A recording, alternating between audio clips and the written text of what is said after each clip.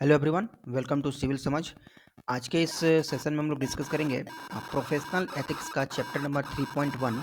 Previous class में discuss किए थे, चैप्टर 3 का स्टार्टिंग पॉइंट था जिसमें इंजीनियर्स के बारे में था कि वो जब किसी प्रोजेक्ट को या किसी प्रोडक्ट को अपने रिस्पॉन्सिबिलिटी के अंदर में वो अगर स्टार्ट करते हैं तो उनका ये नैतिक कर्तव्य बनता है कि वो उसके डिज़ाइन, सेफ्टी और जो यूज कर रहा है उसके लिए रिलायबल हो, इन सब चीज़ों पर वो ध्यान दें।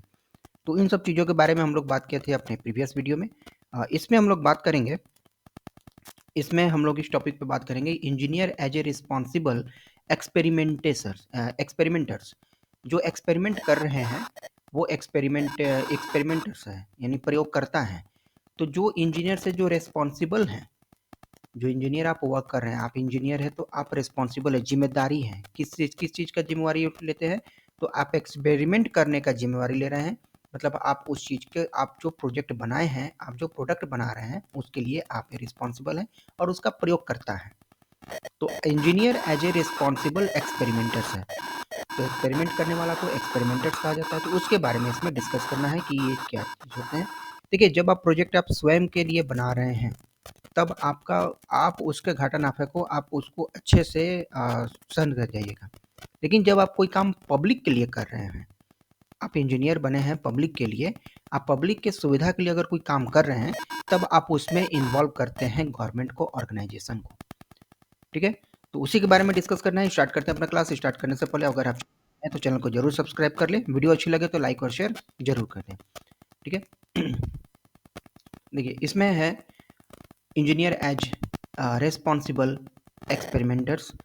Engineers share responsibility with organization, governments and other when conducting experiment. जब इंजीनियर एक्सपेरिमेंट कंडक्ट कर रहे होते हैं, कौन सा एक्सपेरिमेंट? जो वो पब्लिक यूज के लिए कोई प्रोजेक्ट या कोई प्रोडक्ट के लिए रिस्पॉन्सिबल हैं, आप वो उसको आप स्टार्ट कर रहे हैं, कुछ आइडियाज़ के साथ आप आते हैं, उसका टेस्टिंग करते हैं, उसकी जो खामियां रहती है उसको कंप्लीट करते हैं, उसके बाद लोगों में डिस्ट्रीब्यूट करके फिर फील्ड डिस्ट्रीब्यूट करते हैं। ये हमने पहले यूनिट में देखा था, पहले वीडियो में। यहाँ देख रहे हैं कि जब आप उसको पब्लिक यूज के लिए ले जा रहे हैं तब आप इन्वॉल्व करते हैं किसको? किसको अपना रिस्पॉन्सिबिलिटी शेयर करते हैं? किसको? ऑर्गेनाइजेशन को। जिस ऑर्गेनाइजेशन में आप काम कर रहे हैं, जिस सरकार में आप काम कर रहे हैं, उस सरकार को भी वो आप शेयर करते हैं और उस पर्सन को भी शेयर करते हैं जो इसके लिए रिस्पॉन्सिबल है।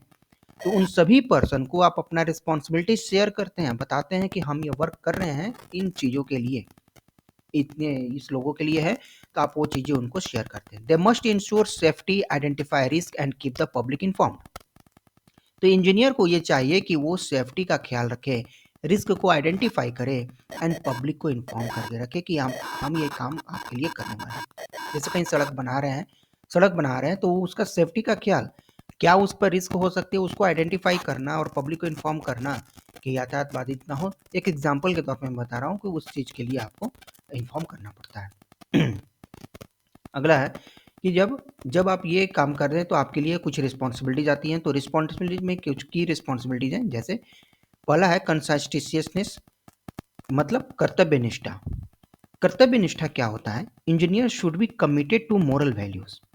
इंजीनियर को नैतिक मूल्यों and responsible decision making, engineer को नैतिक मूल्यों और जिम्मेदार निर्णय लेने के लिए प्रतिबद्ध होना चाहिए। इंजीनियर को ये कमिटेड होना चाहिए, प्रतिबद्ध होना चाहिए, किसके लिए?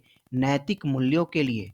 और जो वो जिम्मेदारी डिसीजन ले रहे हैं, जो जिम्मेदार का आप रिस्पॉन्सिबल डिसीजन जो आप ले रहे हैं, तो उसके लिए आप कमिटेड रहना चाहिए, आपको प्रतिबद्ध रहना चाहिए, ऐसा नहीं कि पीछे नहीं हटे हम।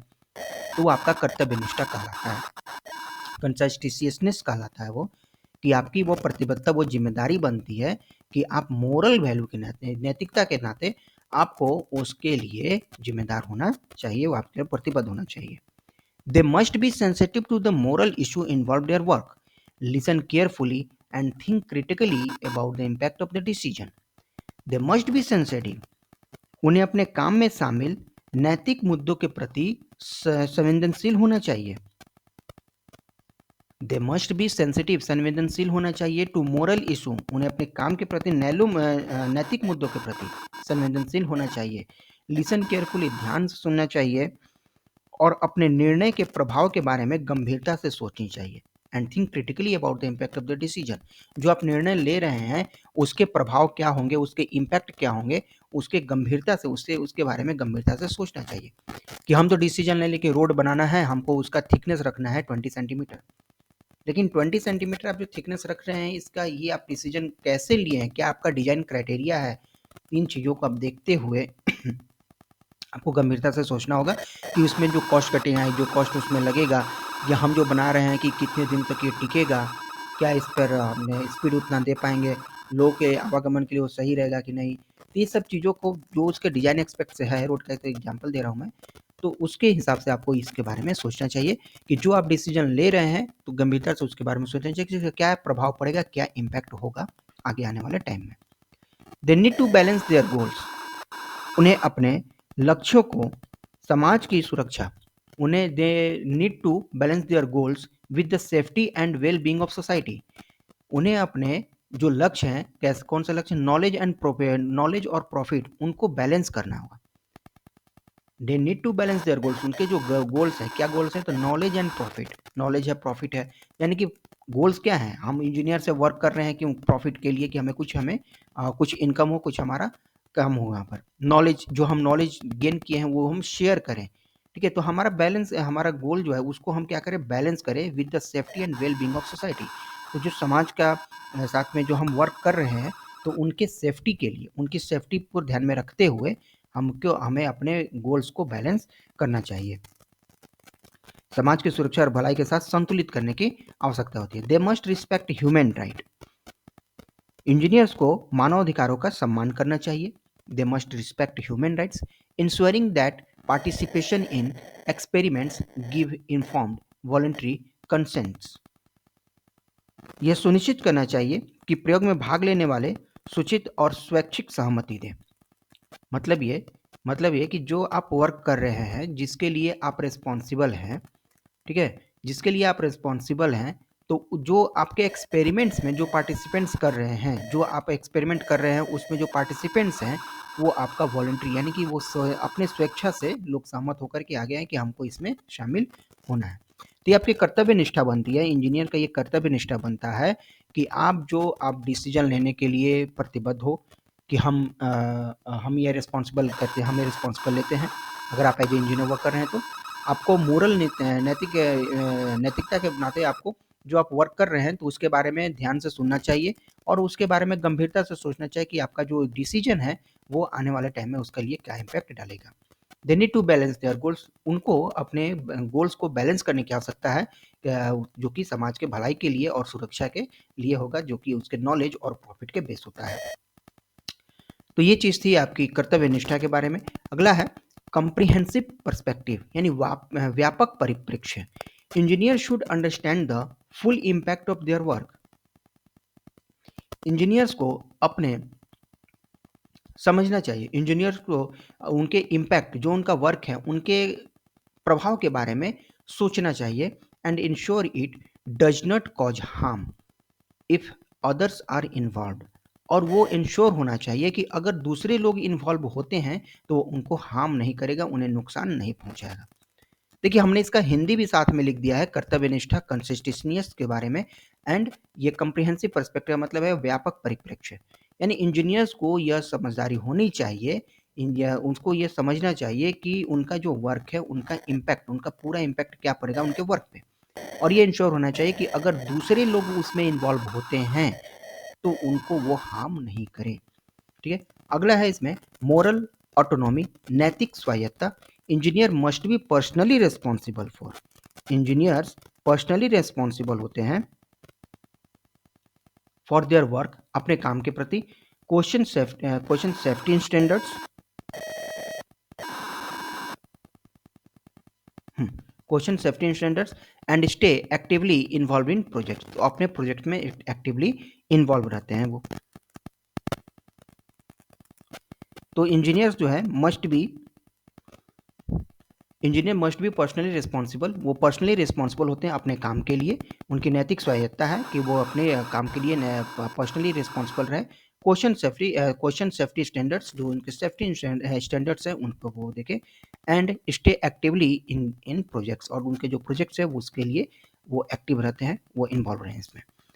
And the next one is accountability, यानी कि जवाबदेही। Engineer must be able to understand moral reasons. Engineer को नैतिक कारणों को समझने के लिए engineers must be able to understand moral reasons, justify their action and open to scrutiny from others। मतलब यह हो कि इंजीनियर्स को नैतिक कारणों को समझने और अपने कार्यों को उचित ठहराने के लिए और जांच के लिए तैयार रहने में सक्षम होना चाहिए। Engineer must be able to understand moral reason justify their action, जो उनका एक्शन है उनको जस्टिफाई करने के लिए, and be open to scrutiny from the others, और अदर्स के सामने स्क्रूटनी करने के लिए हमेशा ओपन रहना चाहिए, हमेशा तैयार रहना चाहिए। They need to explain their decision and the outcomes, उन्हें अपने निर्णय और परिणाम की व्याख्या करने की आवश्यकता है। जो उनका परिणाम है, जो आउटकम्स है, जो उनका डिसीजन है, जो उन्होंने निर्णय लिया हुआ है, तो उनको आवश्यक है उनको वो एक्सप्लेन करें। They need to explain their decision and outcomes whether expected or not, चाहे अपेक्षित हो या ना हो, especially when questioned by the stakeholders or the law। जब यह सवाल किया जाता है, खासकर जब उनसे सवाल किया गया हो, चाहे तो जो स्टेक होल्डर्स हैं, जो हितधारक है, या फिर जो कानून है जो उनसे ये सवाल कर रहा है, तो उस समय चाहे वो उनसे सवाल किया गया हो या नहीं किया गया हो, तो उनको इस बात के लिए रेडी होना चाहिए कि वो उनको एक्सप्लेन करना होगा कि जो उनका डिसीजन है, जो उनके आउटकम्स हैं, तो उनके लिए क्या चीज़ें हैं उनको वो एक्सप्लेन करना होगा, तो वो उनकी जवाबदेही होती है। ठीक है, तो engineers must be able to understand moral reasons को समझने के लिए समझदार होना चाहिए कि मोरल रीजंस को वो समझे और अपने एक्शन को जस्टिफाई करे, एंड ओपन रहे स्क्रूटनी के लिए, हमेशा तैयार रहें। तो ये चीज़ें थी आपकी अकाउंटेबिलिटी के लिए। Challenges include unclear responsibility due to teamwork। Challenges include unclear responsibility due to teamwork, tight schedule and fear of legal consequences। मतलब चैलेंजेस इंक्लूड होते हैं जो कि अगर आपका रिस्पॉन्सिबिलिटी क्लियर नहीं है, तो चैलेंज आते हैं उसमें। किसके द्वारा? टीम वर्क के द्वारा। आप अकेले तो काम नहीं कर रहे होते हैं, आप टीम होती है साथ में, तो टीम वर्क के द्वारा। टाइट शेड्यूल है उसके वजह से जो आपका अनक्लियर वर्क होता है। And fear of legal consequence, अगर इसका आपका डर है कोई हम वर्क ऐसा कर रहे हैं जिसके लिए हमें परमिशन नहीं है, तो उस चीज़ों से अनक्लियर चीज़ें रहती हैं। Despite this, engineers are expected to uphold ethical standards and take personal responsibility. तो इन सभी की वजह से जो डिस्पाइट होते हैं, जो डिस्प्यूट होते हैं, तो इंजीनियर्स को एक्सपेक्ट करते हैं कि ये एथिकल स्टैंडर्ड्स को फॉलो करें और पर्सनल रिस्पॉन्सिबिलिटी वो चीज़ को रखें। ठीक है, तो ये है engineer as a responsible experimenters के बारे में। जो एक्सपेरिमेंट्स कर रहे हैं इंजीनियर्स, तो वो रेस्पॉन्सिबल रहते हैं कि खुद ही वो प्रयोग करता है, खुद ही प्रयोग कर रहे हैं, एक्सपेरिमेंट कर रहे हैं, तो उसके लिए वो रेस्पॉन्सिबल रहते हैं। ये आपके कर्तव्यनिष्ठा, व्यापक परिप्रेक्ष्य, नैतिक स्वायत्ता और जवाबदेही के बारे में। तो इतना था ये आज के इस सेशन में। अगर आपको इसका पीडीएफ चाहिए तो हमारा एप्लीकेशन डाउनलोड कर सकते हैं सिविल समझ पर, प्ले स्टोर पर ये अवेलेबल है, चाहे डिस्क्रिप्शन में हमने लिंक डाल दिया हुआ है, तो वहाँ से आप डाउनलोड कर सकते हैं अगर आपको इसका पीडीएफ चाहिए तो। चैनल पर नए तो चैनल को जरूर सब्सक्राइब कर ले। तो आज की क्लास में इतना ही, मिलते हैं अपने नेक्स्ट वीडियो में कुछ नए टॉपिक के साथ। Thank you.